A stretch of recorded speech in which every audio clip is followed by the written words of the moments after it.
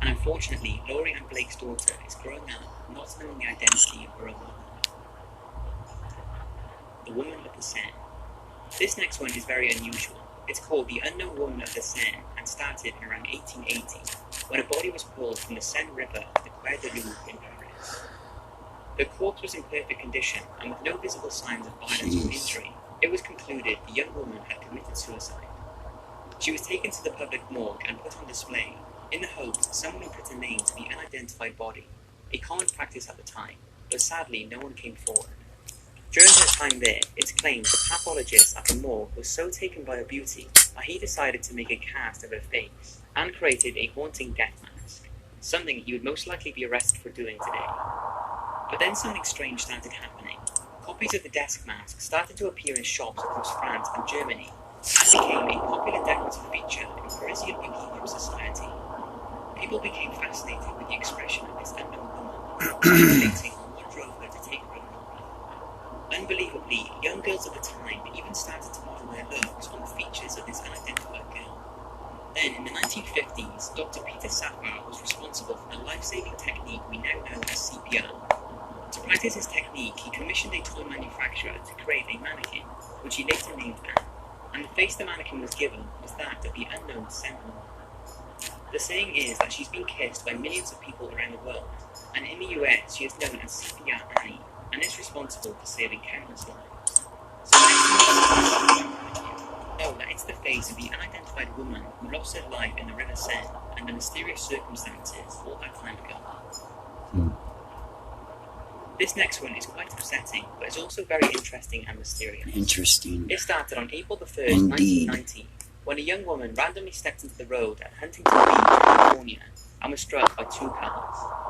She was instantly killed, and when police arrived, they were unable to find any ID on her, but did find a hotel room key and a strange ring made of hair. After a while, no one came forward to identify her, and media reports were released in hopes someone had any information on this woman. Many local residents responded and claimed that they had spoken to her just days before she had died, and that her name was Andrea. Apparently, she was around 25 years old, although this cannot be confirmed, as some said she looked closer to 15, and it's believed she travelled from Virginia or possibly New York in search of her birth parents, who she claimed were very well known to everyone. Then a man came forward and said she was homeless, and he had taken her into his family's home just days before she was killed, and given her money and food, but he still couldn't give much information on her. To this day, no one has ever come forward to claim her as their daughter or friend, and even after more than 20 years, the police are remaining hopeful, as the case is still open. It seems very unlikely, but maybe one day, someone will be able to provide some information on this mysterious woman. Dan Cooper. Since I first heard the story about Dan Cooper, I was fascinated, and although it's well known, hopefully I can bring some new information to this unsolved FBI case. On November the 24th, 1971, a man calling himself Dan Cooper bought a one-way plane ticket from Portland, Oregon to Seattle. He was described as a dark-haired man around 40 years old, wearing a business suit with a black tie and white shirt. After he boarded the Northwest Orient Airlines flight, he ordered himself a bourbon and soda and relaxed in his seat. After takeoff, Cooper handed a note to the flight attendant saying he had a bomb, and showed her a massive wires and red skirts. The plane landed in Seattle as planned, and as he had asked, he exchanged $36 million and 4 military-grade parachutes, keeping 4 crew members on board, and he ordered the plane to take off. Flight attendants to stay in the cockpit, and he lowered the reach. Donning the parachute, with $200,000 of cash strapped to himself, he jumped out. But it's believed he jumped in approximately 5 radius of Merlin Dam, which during the night would have been lit right up. Despite jets being screened, spaceman was found, and for many years, a single person was aware of attempts.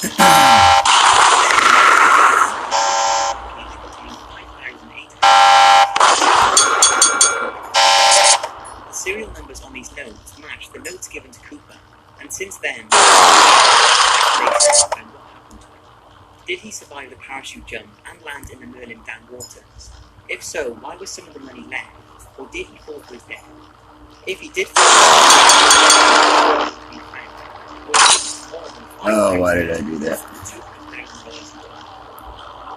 So who was this man?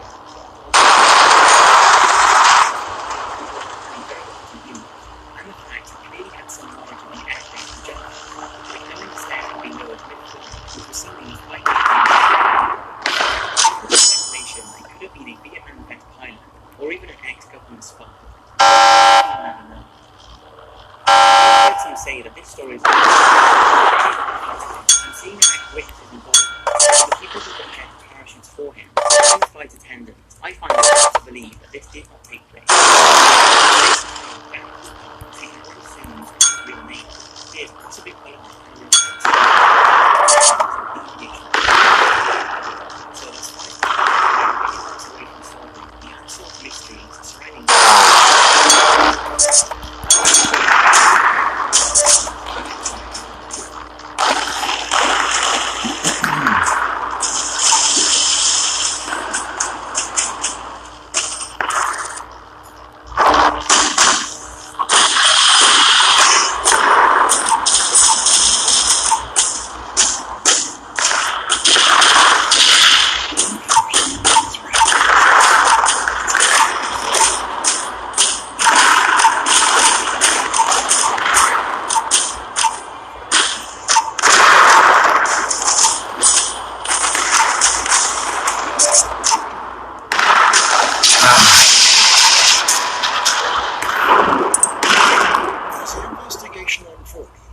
it became apparent that John Edwards I didn't mean to end it so quick either. Remember the guy I told you about? Very charming. No wife, no kids. Spent their trainees company. The film produced 39-year-old Joanne Anthony to John Edwards, and she soon agreed to date the spectacular film Australia. To be, very dynamic and very interesting and attractive man. Going out quite a bit. John Edwards quickly integrated himself into Joanne's life, and the two appeared to be battling. But it wasn't long before disturbing signs emerged that Edwards was no Prince Charles. Edwards paid for nothing, apparently living off and his charm had transformed into an all-consuming possessiveness. If Joanne complained, John reportedly became violently angry. Are you sad? He makes sure that he's pretty much the only person she's with. Obviously, she's with her children as well. That he takes up most of her time. He understands. He made sure that he was there when she wanted to be. On the day of her disappearance, she left her job at 4:30 p.m. She allegedly told family and friends that she planned to end her relationship with John and were not together. Joanne was never heard from again. 4 days later, and 250 miles away, Joanne's car was found parked in a remote desert area outside Prescott, Arizona. There was no sign of Joanne or John. Finding the car abandoned where it was, it pretty well confirmed our fears that we had a foul play incident. Police discovered a truck parked outside Joanne's home that was positively identified by witnesses as belonging to John Edwards. That truck would expose a first crack in Edwards' carefully constructed facility. We ran that license plate and came back to the which is rather unusual. The plate doesn't go with the vehicle, or even one in particular. We started questioning whether Edwards was who he claimed to be. Any doubts police had about Edwards' identity were confirmed by the search that Edwards staying. They were looking for some of his belongings.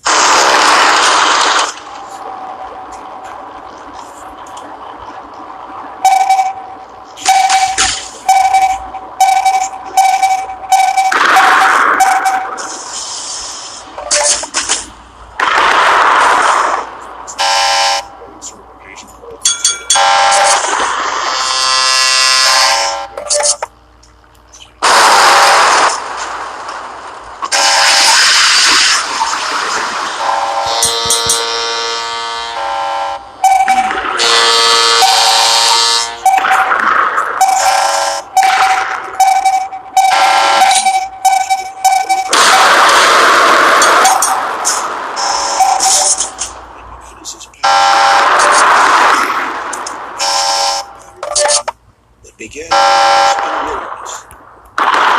Las Vegas police discovered that John Ellis was actually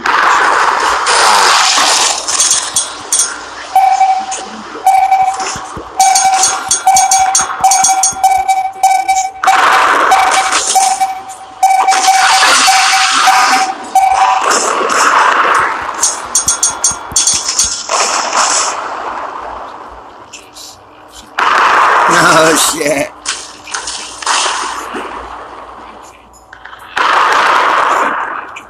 Concepts. John Ellis was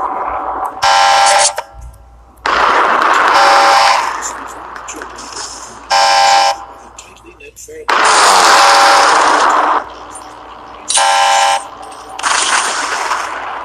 Only John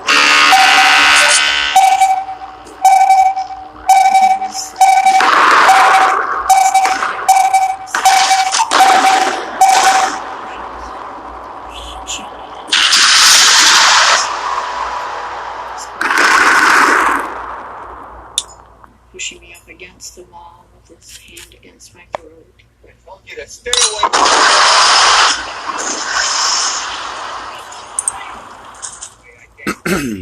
After 11 years of marriage and 4 children, Jody finally had enough. While a couple were traveling into town, John started yet another. I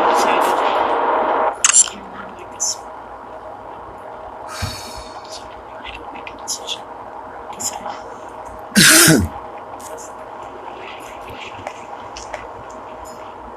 And I jumped from the wheel.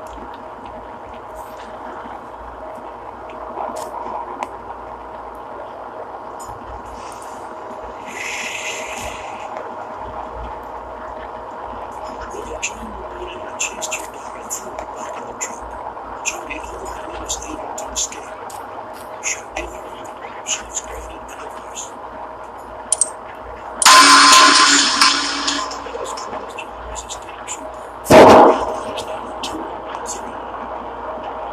I started to trace back all of his prior relationships. What I saw was an escalation Oh. just having a baby. He was choking her so badly that her feet were off the ground. He had physically raised her as he was strangling her. It was during this time that John Ellis abducted his 4 children from his first marriage. He was arrested and served 1 year in prison before being paroled to Fresno, California.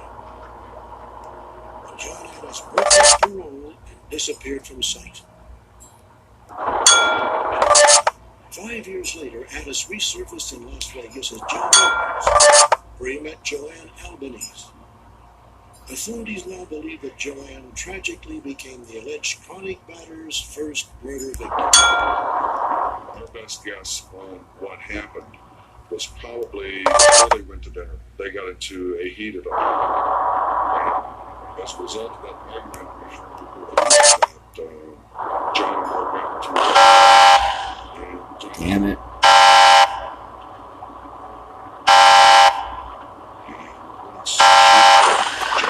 Damn it.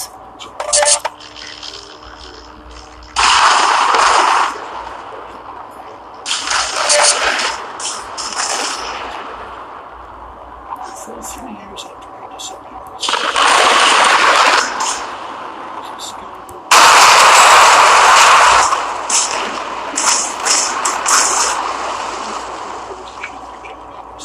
he has only been missing for 6 years. This is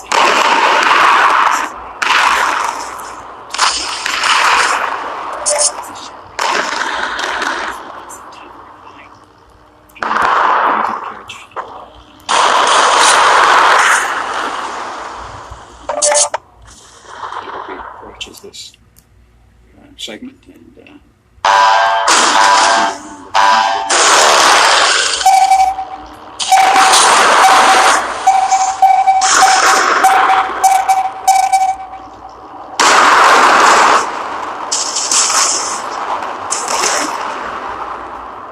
But at least our carrier got saved.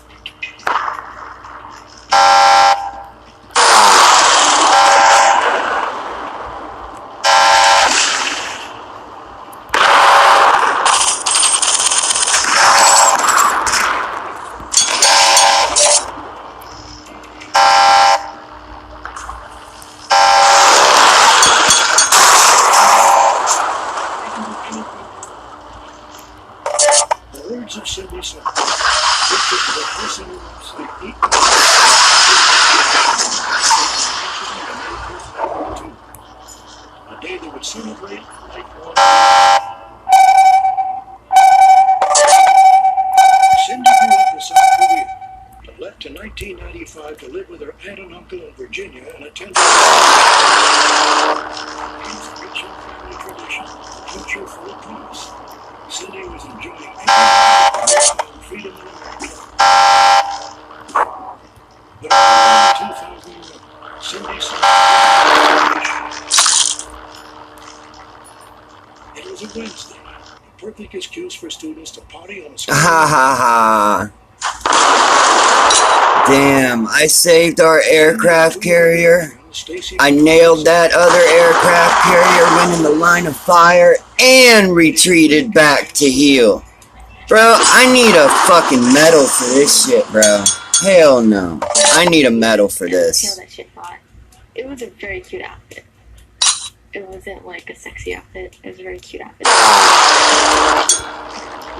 Maximum cute. Son of a bitch. Ah! That's crazy.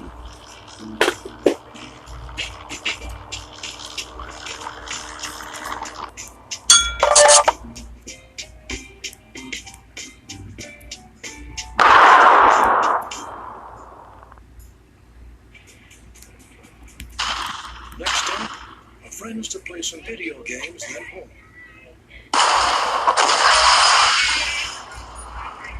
It was not.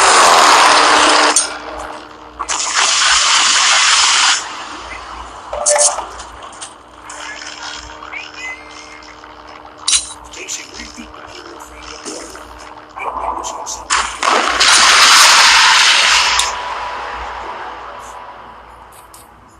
Cindy's song simply disappeared that night.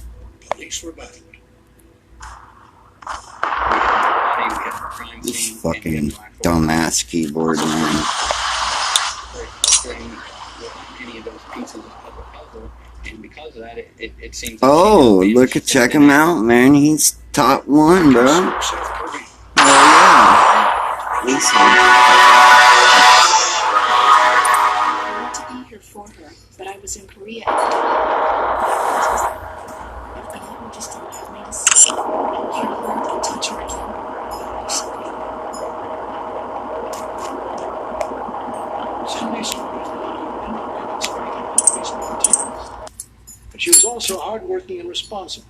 An art major who achieved good grades and held down 2 jobs. Things off on a whim was simply not something Cindy would ever do. Questions simply was considered a major decision.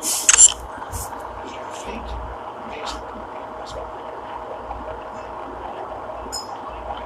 A search of Cindy's apartment a few days after her disappearance showed no sign of any struggle, but there were some clues. We found her eyelashes on the counter because she was wearing fake eyelashes. So we knew that she must have at least come in and took those off. And her makeup was in her room as well, which she had been carrying for a year. So we knew that she had left came in and dropped them. Another clue. Cindy Silverfield was still alive. According to friends, she never had any How do you call that? only costume, however, was nowhere to be found. We know that whenever she left it, she would find clothes she on that night. We also know that her short pocketbook or whatever she had with her that evening contained her license or credit cards. We were with her too, but we couldn't get those in the car. Detectives checked Cindy's phone records. Her cards being buried. They had credit cards for email. There was no activity. No emails or any activity or email accounts that gave us any clue to the disappearance. Early November, police and volunteers called State University. No trace of Cindy's home. She had apparently vanished, leaving detectives with nothing to go on hunches and theories. First, Cindy stayed at home, and she became depressed and taken her home. Friends said no way.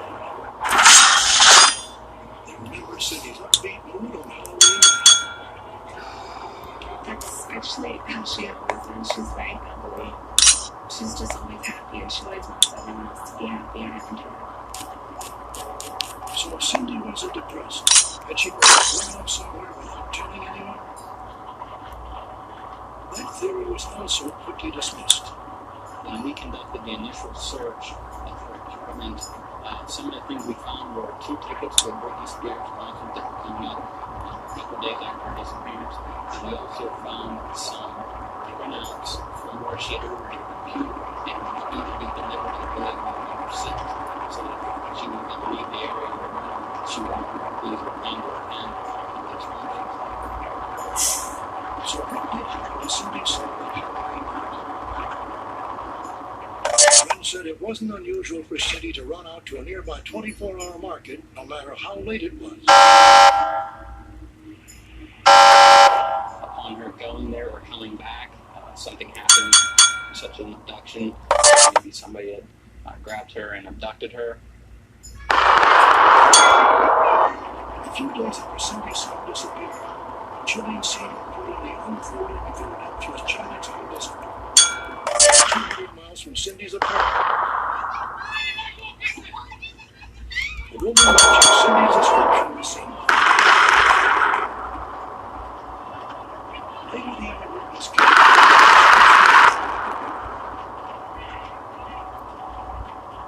Police audits credited this guy with relatively brown complexion and medium length hair. He was not a suspect, but police would like to question him.